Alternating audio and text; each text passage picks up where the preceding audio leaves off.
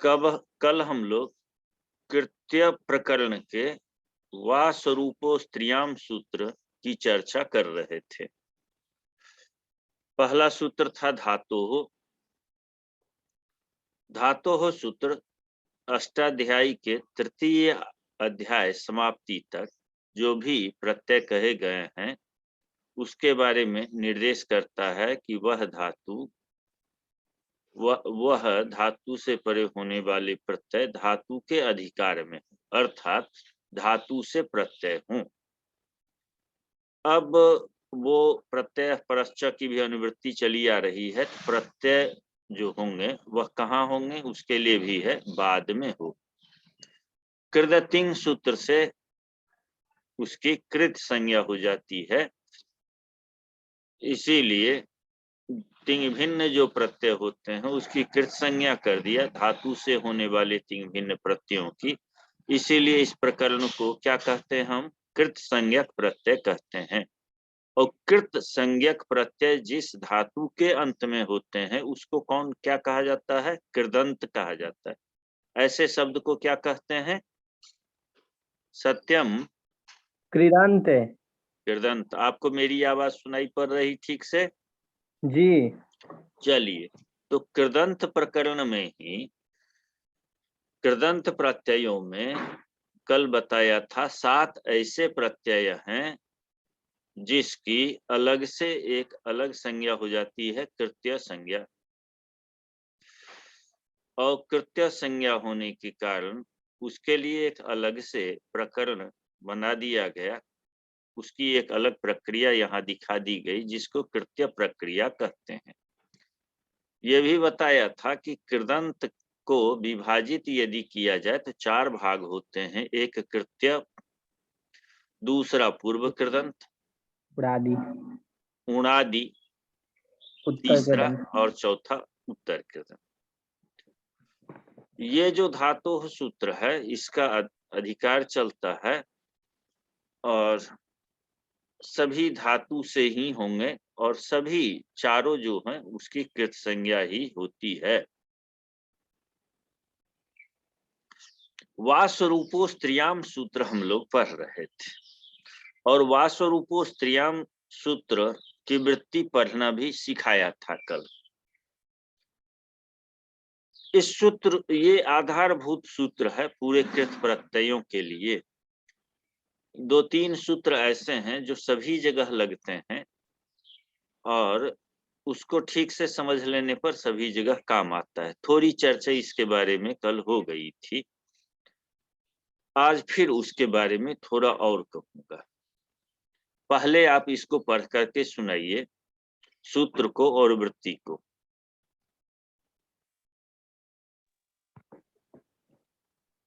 वा स्वरूपो स्त्रियाम।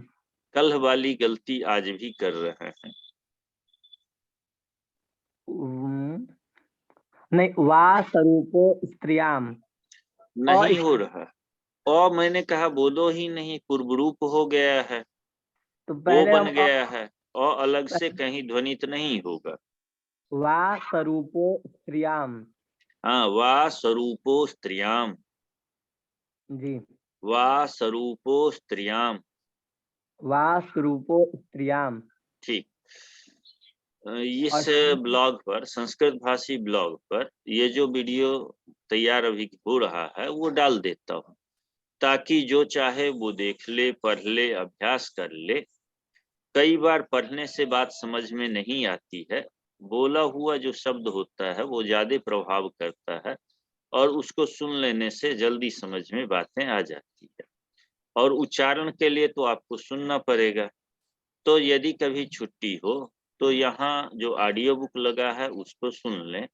ऑडियो है सूत्र और वृत्ति का, उससे भी आप अभ्यास कर सकते हैं और इसको भी आप अभ्यास कर सकते हैं, वीडियो को भी अभ्यास कर सकते हैं। वहां भी हम लोग सूत्र और वृत्ति बोलते हैं तो सही उच्चारण वहां से भी सीखा जा सकता है। जी, तो सूत्र है वा स्वरूपो स्त्रियाम, वा स्वरूपो स्त्रियाम। अब वार्तिक को, वृत्ति को अब पढ़िए नीचे। अस्मिन् धात्वधिकारे स्वरूपोपवाद प्रत्यय बोलिए। अस्मिन् धात्वधिकारे स्वरूपो अपवाद प्रत्यय उत्सर्गस्य बाधको वा स्यात् अस्त्रयधिकारोक्तं विना। हाँ, त्रयाधिकारोक्तम बिना, ठीक है। इसमें जब सूत्र में पदों को समझ लिया जाए और किस विभक्ति में उस पद का प्रयोग किया है ये समझ लेते हैं, थोड़ा अर्थ लग जाता है। और जी। अनुवृत्ति सब समझने के लिए अष्टाध्यायी क्रम को समझना पड़ता है। लघु सिद्धांत कौमुदी में वो प्रक्रिया न करनी पड़े, नवे व्याकरण में। इसके लिए यहाँ क्या किया है, वृत्ति लिख दी गई। सारी अनुवृत्ति ऊपर से आए हुए सूत्रों में से जो अंश चला आता है, वो अधिकार, वो सारे चीजों को लेकर के एक वृत्ति की संरचना कर दी जाती है। वो पूरा का पूरा सूत्र का अर्थ हो जाता है, तो इसको वृत्ति कहते हैं। वही वृत्ति है, कहते हैं अस्मिन धात्वधिकारे, धातोः सूत्र के अधिकार में, है कि नहीं। तृतीय अध्याय पर्यंत अधिकार है। जी। ये प्रत्ययाः उक्ताः, जो प्रत्यय कहे गए हैं धातु के ही धातु सूत्र के अधिकार में तृतीय अध्याय तक जी। प्रत्यय कहे गए हैं। उस प्रत्यय को क्या कहते हैं, क्या नाम दिया, क्या संज्ञा किया, कृत संज्ञा किया ना। जी। जी। तो वो जो कृत संज्ञक प्रत्यय होंगे अर्थात कृदंत के प्रत्यय होंगे, जी। वो क्या होगा, उसमें से अपवाद प्रत्यय जो होता है, क्या होता जी। है, अपवाद अपवाद प्रत्यय। प्रत्यय। वह अपवाद, दो प्रकार के प्रत्यय, एक तो अपवाद प्रत्यय है और एक उत्सर्ग प्रत्यय है। प्रत्यय को दो भागों में बांट लिया। तो जो अपवाद प्रत्यय है वह उत्सर्ग प्रत्यय का बाधक होता है। जी। जैसा कि कल आपसे हमारी चर्चा हुई थी, बताया था कि उत्सर्ग किसको कहते हैं और अपवाद किसको कहते हैं। उत्सर्ग किसको कहते हैं बताइए। सामान्य नियम। सामान्य नियम को हम क्या कहते हैं, उत्सर्ग कहते हैं, जो सभी जगह लागू हो जाता हो, ठीक, जी। जिसका व्यापक क्षेत्र हो, उसको क्या जी। कहते हैं, उत्सर्ग उत्सर्ग। कहते हैं। और अपवाद किसको कहते हैं, जिसका कम देश हो या क्षेत्र हो, कम देश क्षेत्र। हो। हाँ, जी। उसी के भीतर से एक व्यवस्था नई बना दी गई हो, ठीक। तो यहाँ मैं लिखा हूं, इसको मैं घेरे में दिखा दिया। सूत्र दो प्रकार के होते हैं, सामान्य और विशेष। एक बार तो सामान्य मोटी मोटी बातें कह दी, जी। और उसके बाद उसमें जो सामान्य बातें कही है उसके भीतर में जो कुछ अपवाद होता है, कहता है भाई इतना अंश छोड़ करके, और उसके बाद क्या करना है, यहाँ ये अलग व्यवस्था कर देनी है। जैसे तक्र कौंडिन्य न्याय कहा है, आप व्याकरण के छात्र हो इसीलिए थोड़ा जी। बता देता हूँ। कहता है ब्राह्मणों को तक्र परिवेशन कीजिए। जो भी ब्राह्मण पंक्ति में बैठे हैं उनको क्या दे देना है, तक्र दे देना है सभी को, ठीक। तक्र मतलब। तक्र माने मट्ठा समझते हो, हाँ। और यदि बिहार के हो तो दुधी समझो। हाँ। हाँ, दुधी जी। हालांकि अलग होता है, मट्ठा अलग होता है। मट्ठा तो सभी ब्राह्मण को क्या होने लगा, तक्र बांटा जाने लगा। जी। तो ब्राह्मण तो कई होते हैं ना, मैथिल भी ब्राह्मण है, भूमिहार भी ब्राह्मण है, जी। कौंडिन्य भी ब्राह्मण है, जी। सारस्वत भी ब्राह्मण है, जी। सरयूपारी भी ब्राह्मण है, जी। कानिकुब्ज भी ब्राह्मण है। जी। बहुत सारे ब्राह्मण होते हैं।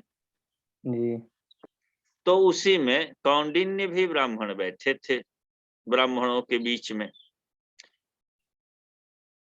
तो फिर जाके कहा, निर्देश दिया, नहीं नहीं रुको रुको, जो कौंडिन्य ब्राह्मण है उनको घी दे दो, ठीक। जी। जी। कौंडिन्याय घृतम। जी। तो क्या होगा, उनको तक्र भी देंगे और घी भी देंगे, दोनों देंगे कि क्या करेंगे? केवल घी देंगे। भाई ब्राह्मण को पहली बार तो निर्देश दिया कि जी। ब्राह्मणों को क्या दे देना है? तक्र दे दो। तो कौंडिन्य ब्राह्मण है कि नहीं? जी हैं। तो तक्र क्यों नहीं दिया? क्योंकि उन्होंने निर्देश कर दिया क्या?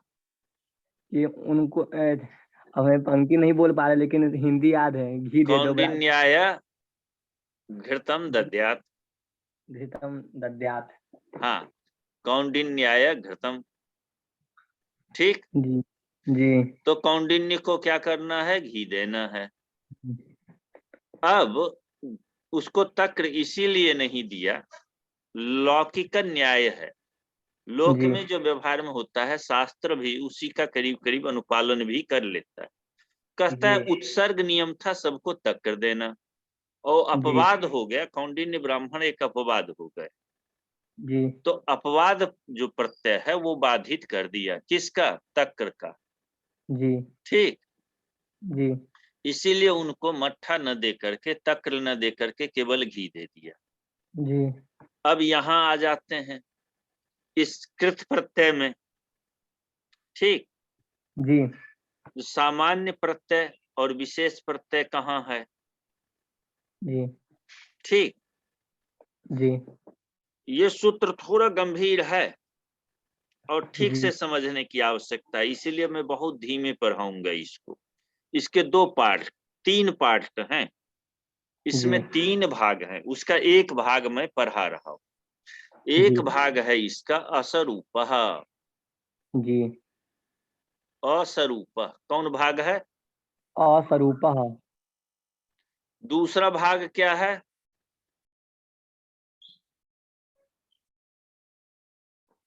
अपवाद प्रत्यय उत्सर्गस्य बाधकः।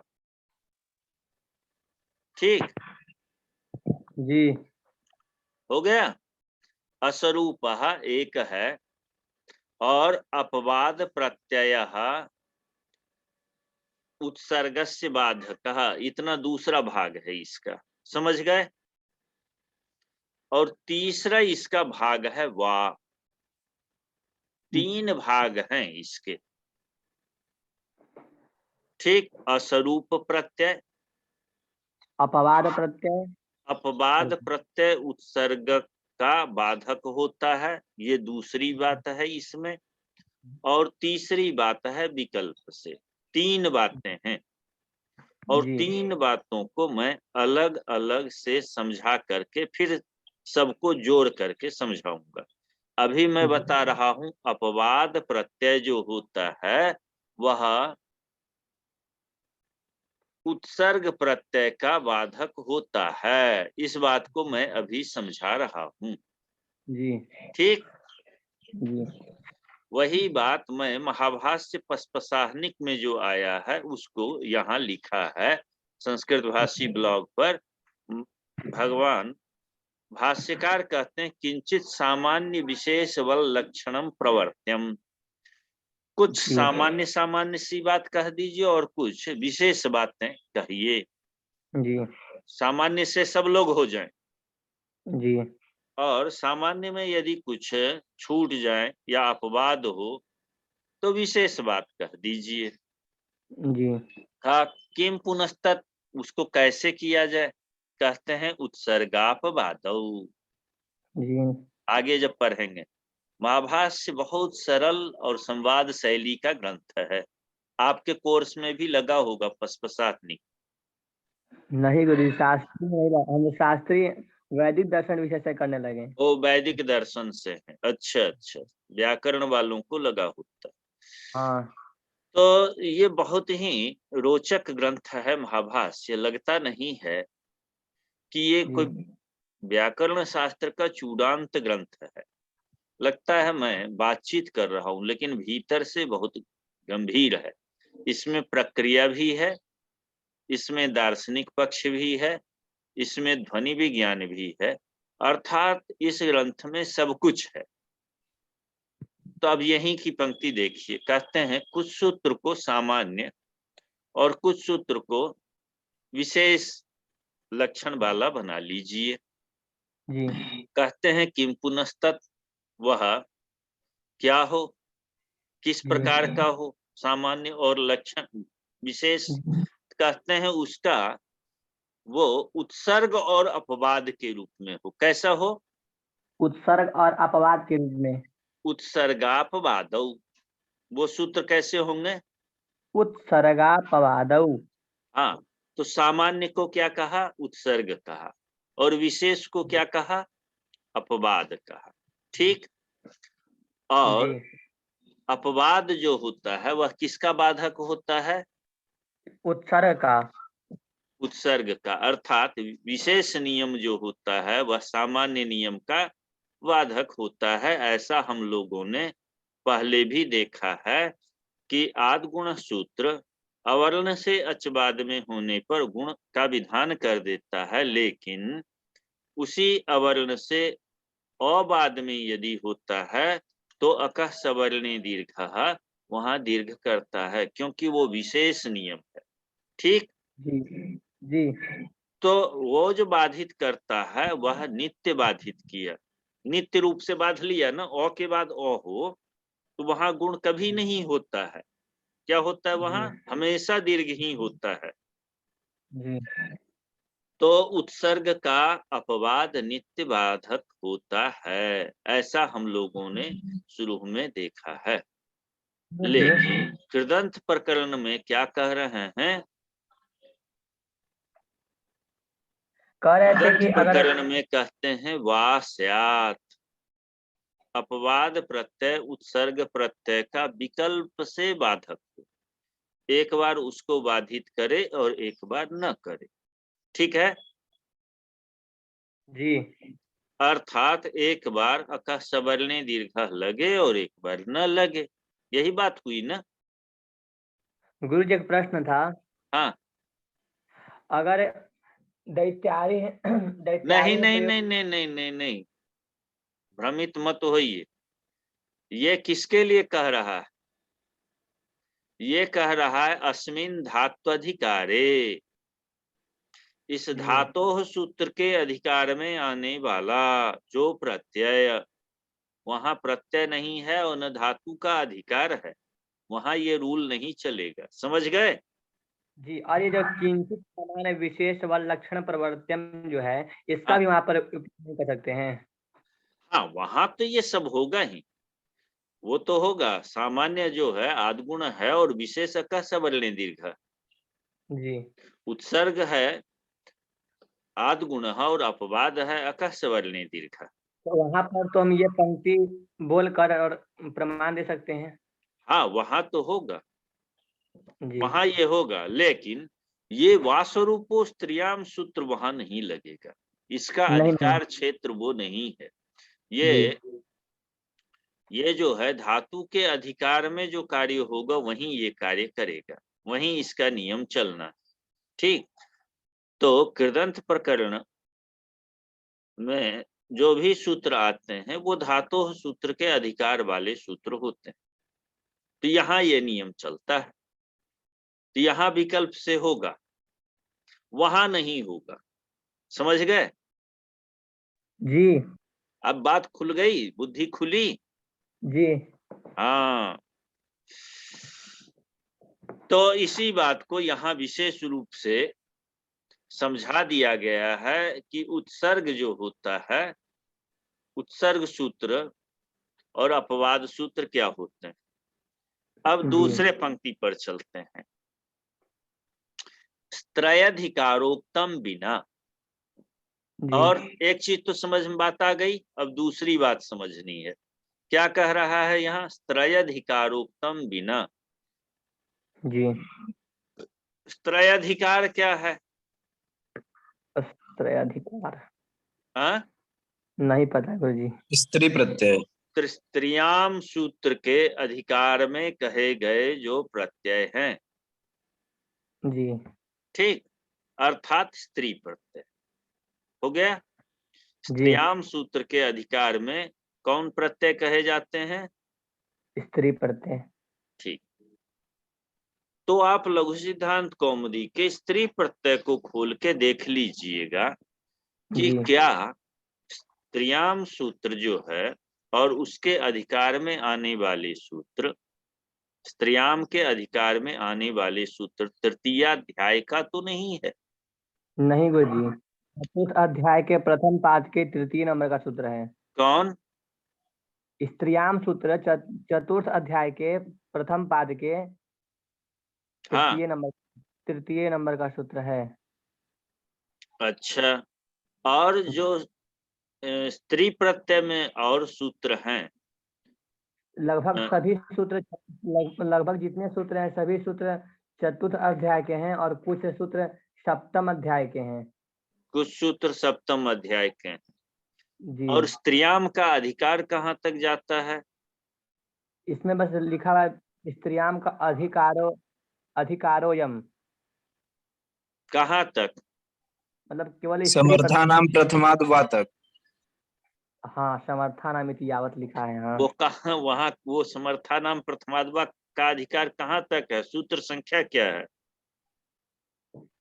सूत्र संख्या तो इसमें नहीं लिखा है। चलिए जाने दीजिए, इसको देख लीजिएगा। कृदंत पढ़ने आए, आप कहेंगे कि कहाँ हमको स्त्री प्रत्यय, कहाँ हमको पता नहीं कहाँ कहाँ भटका रहे हैं चारों ओर।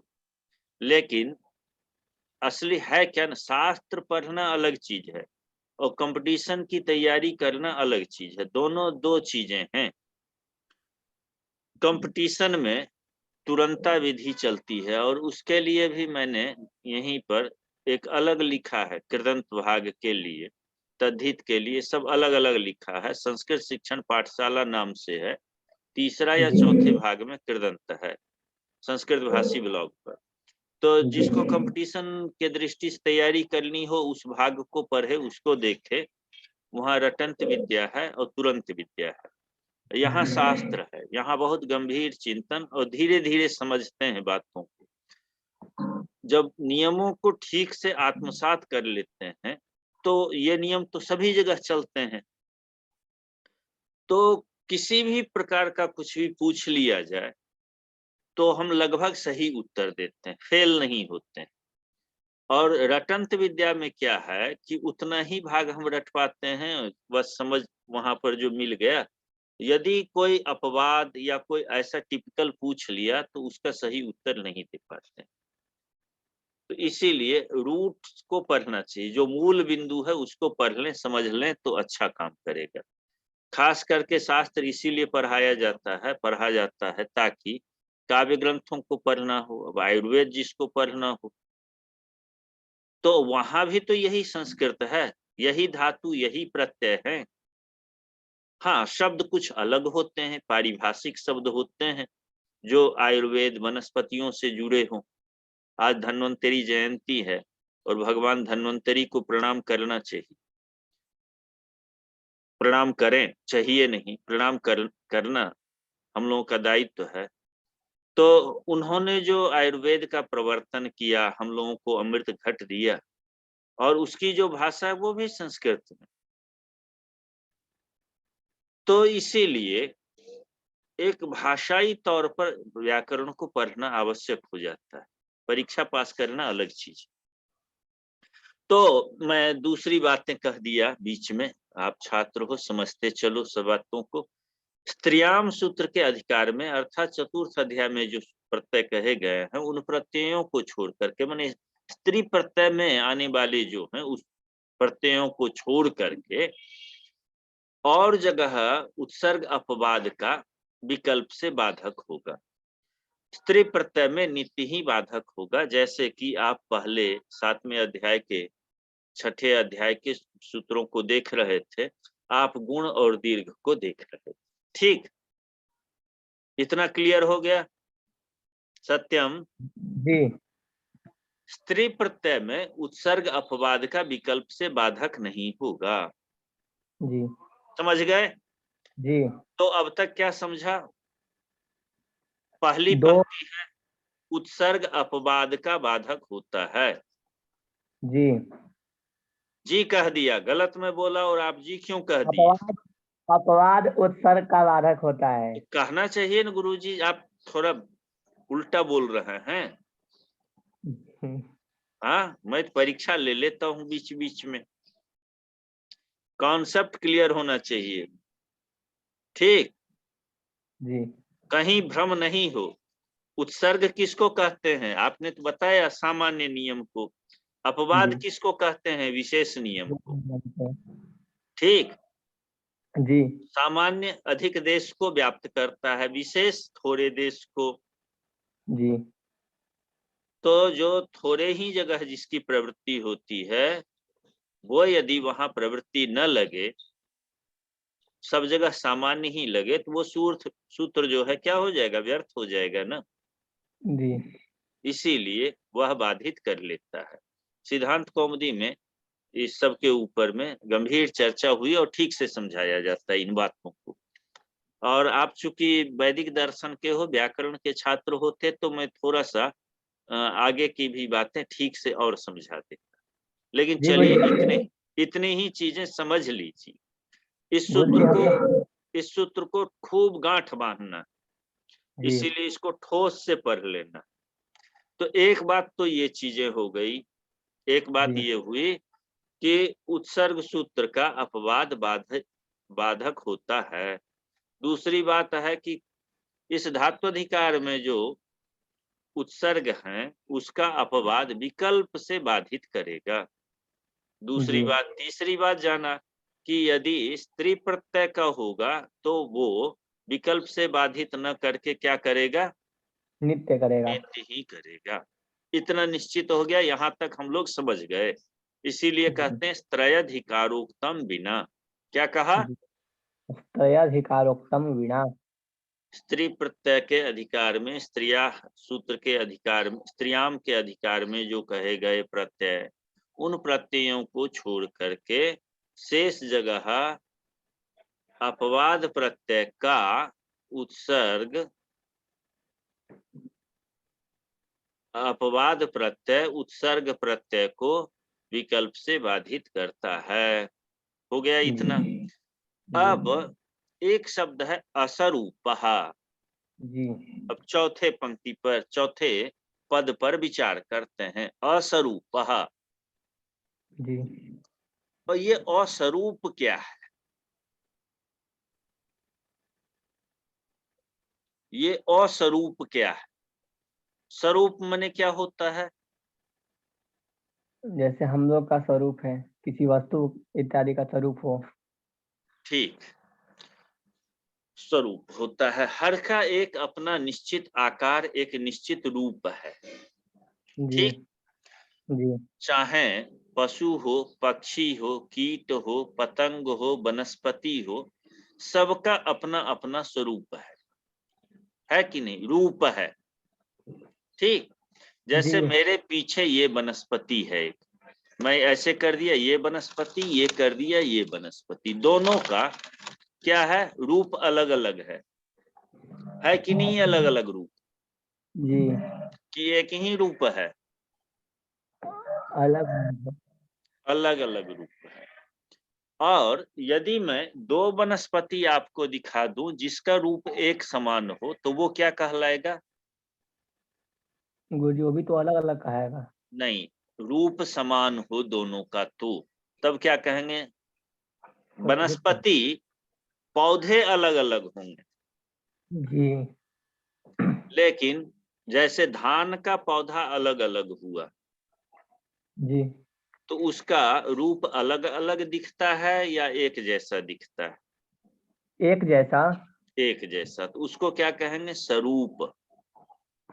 समान जी रूप, स्वरूप का समानो रूपः स्वरूपः। ठीक, जी जो दिखने में एक जैसा होता है, होता अलग अलग है। धान का पौधा अलग अलग है।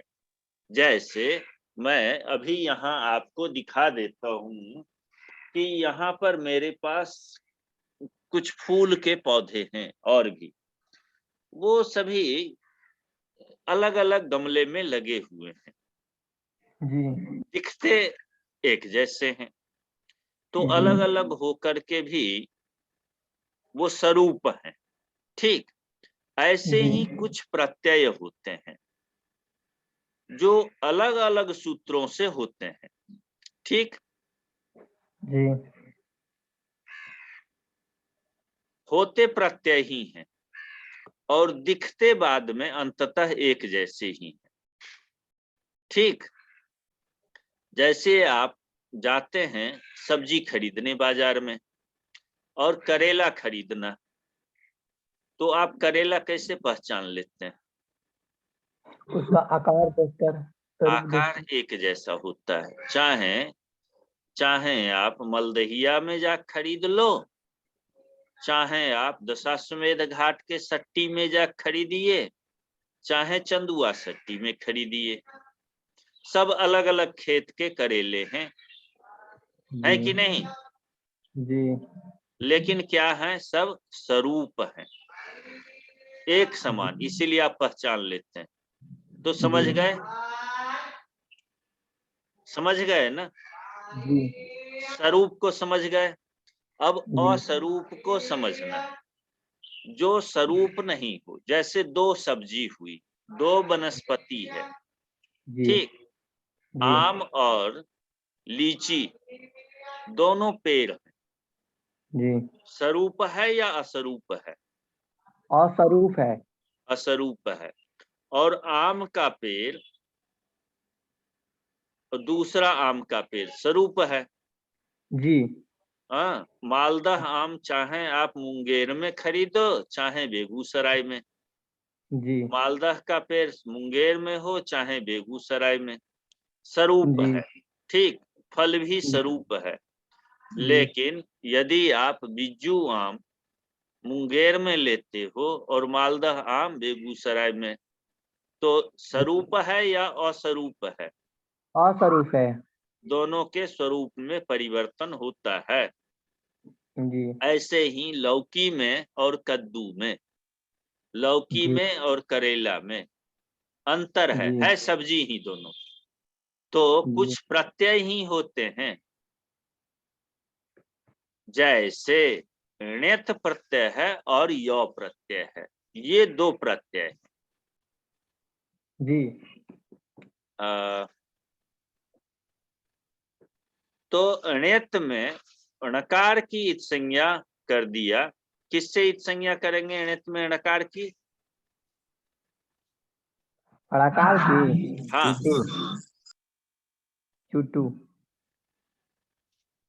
कल बच्चा मैं कहा था, कल पढ़ाया था ना, क्या कहा? इत संज्ञा विधायक सूत्र की आवश्यकता होती है, लोप विधायक सूत्र की आवश्यकता होगी। तोता जी। जैसे समझाया था 1 घंटा में कि संज्ञा प्रकरण के भी सूत्र लगेंगे, संधि के भी, अजंत के, तिङंत सब यहाँ लगते हैं।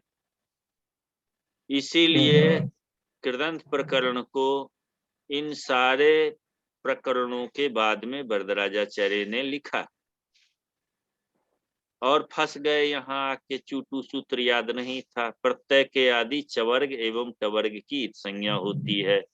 ण्यथ प्रत्यय है, उसके आदि में चवर्ग का वर्ण है या टवर्ण का वर्ण है? णो, टवर्ग का है। हाँ, टवर्ग का है। इसकी इत जी। संज्ञा और लोप किससे किए? चुटू से। अरे वो तो इत संज्ञा किया मेरे शिष्य, लोप किससे होगा? लोप कस्य करना है। लोप है। लोप होगा। तुम सूत्र लिख लेना एक जगह सब, ठीक, एक डायरी बनाओ और आज जितने सूत्र बोलते हैं उसको लिख लो, तो याद रहेगा। ये सब बार बार आएंगे। कृदंत प्रकरण को गुड। समझने के लिए बहुत गुड। महत्वपूर्ण जो सूत्र है, हमारे हाँ, एक जगह लिख लो ये सब सूत्र। मैं कई बार लिखता हूँ। हमारे हाँ, बोलिए। हमारे फोन में आवाज कट कट के आपका आ रहा है, रुक रुक के आ रहा है, पता नहीं क्यों। तो हाँ, अभी थोड़ा नेटवर्क थोड़ा सा दिक्कत किया था, वो मुझे भी दिख रहा था। अब जी। अब आ भी रहा है? नहीं, अब नहीं आ रहा है। अब सही आ रहा है। तो थोड़ा जोर से बोल जी। दूंगा, बीच बीच में नेटवर्क कमजोर हो जा रहा है। तो जी। इसमें कृदंत प्रकरण में लगने वाले जो पुराने सूत्र हैं, जो पहले पढ़ा जा चुका है महत्वपूर्ण, उसको जी एक बार संकलित कर लो। लघु सिद्धांत जी कौमुदी होगा ना, विधि लिखी होगी ना, वहां लिखा जी होगा गुरुजी छूटू से इत संज्ञा करेंगे, तस्य लोप से लोप करेंगे, जी और यत में तकार का और यत में तकार की इत संज्ञा किससे करेंगे? हलंत्यम से। हाँ, उपदेश में अंतिम हल की इत संज्ञा। और जी उपदेश है क्या? यत और णित ये दोनों उपदेश हैं क्या? जी जी हैं। क्यों, कैसे समझते हैं कि यह उपदेश है? धातु सूत्र गण उड़ादि वाक्य लिंग अनुशासन आगम प्रत्यय ये प्रत्यय हैं, अतएव यह धातु सूत्र गणोन आदि वाक्य लिंगानुशासनम आगम प्रत्ययादेशा उपदेशा प्रकीर्तिता। ठीक, जी तो ये क्या है? प्रत्यय है। इसको भी क्या कहते हैं? उपदेश कहते हैं। तो हल अंतिम सूत्र क्या कहता है? उपदेश में जो अंतिम हल, तो उपदेश में है कि नहीं? जी अंतिम है कि नहीं? हल हाँ है हाँ कि नहीं? तो हल वर्ण है या स्वर वर्ण है? हल वर्ण है। हाँ, स्पष्ट होना चाहिए सूत्रार्थ और उपस्थित होना चाहिए, तो उसकी इत संज्ञा। और लोप किससे हो गया? तस्य लोपः। तस्य लोप से लोप कर लिया, जिसकी इत संज्ञा उसका लोप। तो क्या बचा दोनों में? ण्यत और यत। केवल यह बचा। य। अब ये बताओ, ये असरूप है या स्वरूप है प्रत्यय? अब गुरुजी स्वरूप प्रत्यय है। अब स्वरूप प्रत्यय हो गया। जी अचो यत से यत प्रत्यय होता है, और रि हलोर ण्यत सूत्र से ण्यत जी प्रत्यय होता है। जी ठीक, जी आगे ये सब आएगा। और आगे जो आने वाला है उसके लिए ये यहाँ हम उसके बारे में जान लेते हैं कि यदि ये स्थिति आगे आ जाए तो क्या करना है वहां पर। उसके लिए यहाँ व्यवस्था आपको सिखाई जा रही कि आगे आपके सामने दो सूत्र आएंगे। एक सूत्र आएंगे कौन? अचोयत। जी सबसे पहले कौन सूत्र आएगा? अचोयत। जी वो कहता है अजंत धातु से यत प्रत्यय हो जाए, ये सामान्य नियम। जी और ऋ हलो ऋणित कहता है ऋदंत और हलंत जो धातु उससे ऋणित प्रत्यय हो। तो रि जी वर्ण जो है वह अच प्रत्याहार के अंतर्गत है या नहीं है? है गुरुजी। तो जब ये है, तो जहां ऋदंत धातु होंगे वहां अचोयत की प्रवृत्ति है या नहीं? वो लगना चाहेगा या नहीं लगना चाहेगा? लगना चाहेगा। प्रवृत्ति होगी ना। जी तो रिहलोर नेत यह सूत्र रिकार भाग में क्या करेगा? गुरुजी व्यर्थ री हो जाएगा ना। जी हाँ, गुरुजी ये निरर्थक हो जाएगा ना री कहना। ये पाणिनि तो का वचन जी हलंत ही कह लेते, हलंत धातु से णे तो अब ऋदंत भी कह रहे हैं ना। मुझे लगता है ये तो अपवाद सूत्र है शायद। तो री जो ये भाग है, इतना इतना भाग अपवाद होगा, और किसको बाध लेगा इतने भाग में? अचोयत को। अचोयत को। अर्थात जहां ऋदंत धातु होंगे वहां जी पर क्या हो जाएगा? अचोयत उत्तर हो जाएगा और ये अपवाद हो जाएगा। ये अपवाद हो जाएगा। अपवाद किस परिस्थिति के कारण हुआ? क्योंकि एक का सामान्य नियम था कि पूरे अच में करता है, एक का विशेष यदि नियम। असरूप हो। स्वरूप क्या? स्वरूप प्रत्यय है और असरूप प्रत्यय। प्रत्यय को दो भागों में बांटा। जो असरूप प्रत्यय होगा और जो स्वरूप प्रत्यय होगा, तो ये स्वरूप प्रत्यय हो गया। तो स्वरूप प्रत्यय की स्थिति में क्या होगा? नित्य बाधित होगा। जी और असरूप प्रत्यय होगा तब क्या करेगा? विकल्प से विकल्प। बाधित करेगा। समझ गए? जी इसीलिए ये नियम बनाया कि दोनों जगह तो य की उपस्थिति हो ही रही है, काम तो हो ही रहा है, चाहे यत करो चाहे णित करो। गुरुजी एक ठीक, प्रश्न था। एक प्रत्यय य ही है, स्वरूप है। आवाज कटने लगी? जी गुरुजी, थोड़ा थोड़ा कट। अच्छा 9 बज भी गया, पूरा हो गया टाइम, इतने ही खत्म करें। तो ये समझ लेना है कि जहां अस्वरूप होगा वहां पर विकल्प से बाधित करेगा। एक बार वो भी प्रत्यय हो जाए, एक बार ये भी हो जाए, दोनों प्रकार के प्रत्यय होंगे। अर्थात आप अस्वरूप हुआ आम और लीची, तो एक बार महाराज जी लाए, आपको आम भी खिलाए और एक बार कहा लीची का भी स्वाद ले लो। जी ठीक, दोनों।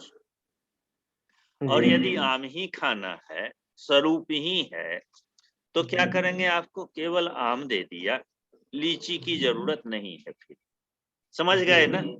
जी तो जो स्वरूप होंगे वहां नित्यवाद होगा, और जब अस्वरूप होगा तो विकल्प से बाधित होगा। लौकिक व्यवहार से मैं आपको बता दिया। जी इसी बात को यहाँ पर लिख दिया है। अपवाद प्रत्यय उत्सर्ग प्रत्यय का विकल्प से बाधित होता है कृदंत में। जी कहाँ पर? कृदंत में। कृदंत प्रत्ययों का ये नियम है, सभी जगह का मत कर लेना, जी नहीं तो फेरा में फंस जाओगे, वही ले करके जाओगे कहाँ नियम। आज संधि इत्यादि में। हाँ, तो वहां नहीं चलेगा। जी यहाँ पर ये सारी बातें इसी को लिख दिया है। अब जी अपवाद प्रत्यय उत्सर्ग प्रत्यय का विकल्प से बाधक होता है, इसके लिए एक उदाहरण समझ लो। वो जी दिया है, आगे सूत्र आएगा नीचे, तव्यत तव्य अनियर, तव्यत तव्यानियरः। जी ये सभी धातुओं से कहा कि जी धातुओं से तव्यत तव्य और अनियर प्रत्यय हो जाए। जी अब ये बताओ, अचोयत जो सूत्र है जी वो अजंत धातु से करता है, जी तो धातु हलंत और अजंत दोनों होते हैं, जी होते हैं कि नहीं? जी तो यथ प्रत्यय हो या न हो, या सबसे तबियत तब्य अनियर ही हो? नहीं कोई दोनों होना चाहिए। होना चाहिए ना। जी तो अब क्या करे? अचोयत जी चेतव्य चयनीय बनाना है, तो क्या करे?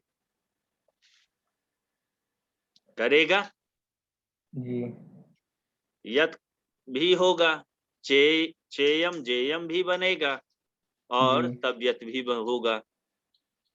अस्वरूप प्रत्यय है, तबियत अलग है, स्वरूप में अंतर है ना? और जी यत का स्वरूप अंतर है।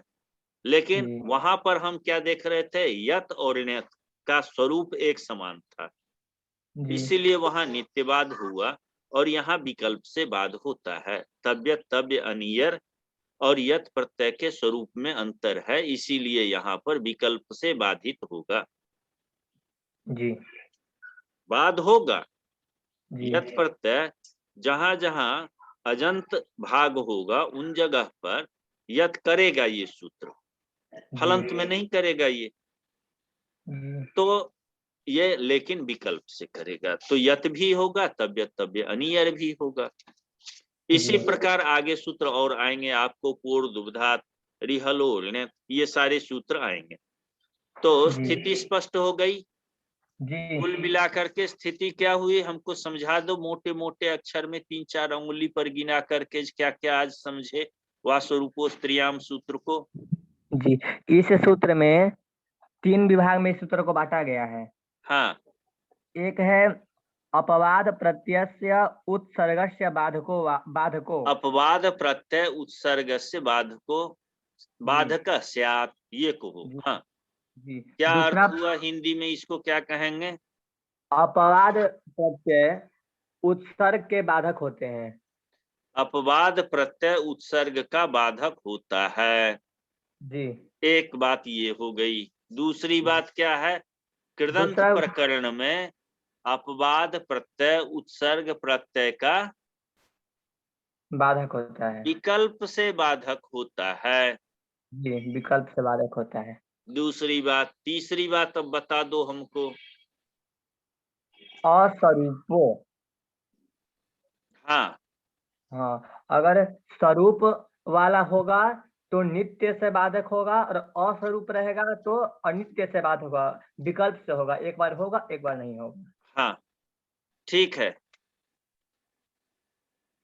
जी तो ठीक है, ये बात हो गई। एक चीज और छोड़ रहे हैं, क्या कहा? त्रयाधिकारोक्तम बिना। जी, ये कहता है कि अगर स्त्री प्रत्यय का अगर कोई धातु से प्रत्यय हुआ हो तो वहां पर नहीं नहीं नहीं नहीं नहीं, धातु से प्रत्यय, हाँ चलिए ठीक है। हाँ स्त्री प्रत्यय में अगर स्त्री प्रत्यय वाला अगर कोई प्रत्यय हुआ हो तो वह ये उसमें यह सूत्र मतलब परिवर्तित नहीं होगा, क्योंकि यह पूरे धातु में करता है। लेकिन अगर स्त्री प्रत्यय का धातु हो तो वहां पर यह सूत्र कार्य नहीं करेगा, इसलिए अस्त्रियाम लिखा हुआ है। ठीक, चलिए इतनी बातें समझ लिया। तो कृदंत प्रकरण पढ़ते समय हमको क्या चीज ध्यान में रखना है कि प्रत्यय ये स्वरूप है या अस्वरूप है, जी और स्वरूप अस्वरूप का निर्णय जब हम अनुबंध लोप कर लेते हैं तब करते हैं। ठीक, जी फिर देखेंगे प्रवृत्ति किसकी किसकी है। अब तब्यत तब्यानियरह जैसे सूत्र तो सभी जगह के लिए है, सामान्य नियम है कि तब्यत जी तब्य अनियर हो जाए।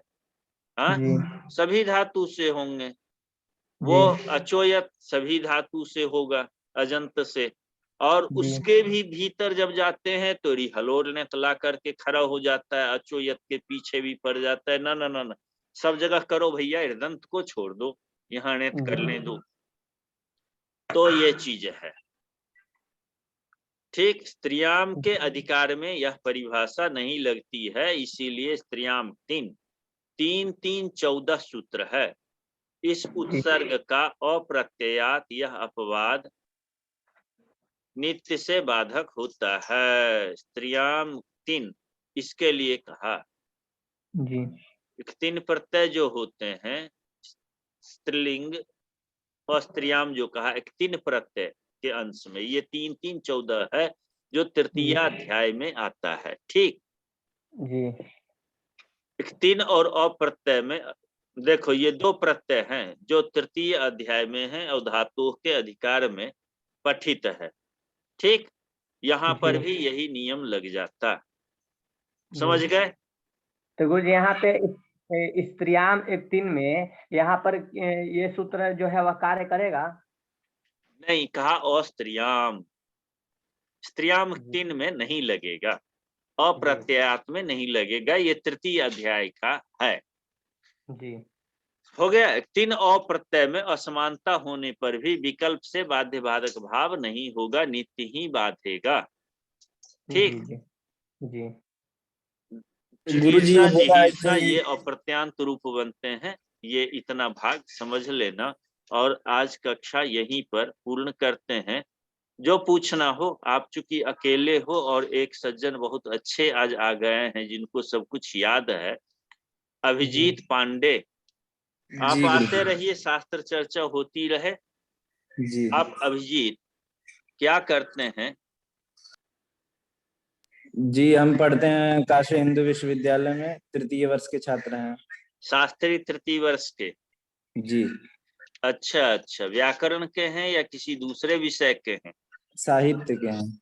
साहित्य के। और पूर्व मध्यमा उत्तर मध्यमा किससे किया था? व्याकरण से ही। व्याकरण से आपने किया है। जी गुरु जी कहाँ हमारे से? मित्र हैं। श्री रणवीर संस्कृत विद्यालय। तो आपके ये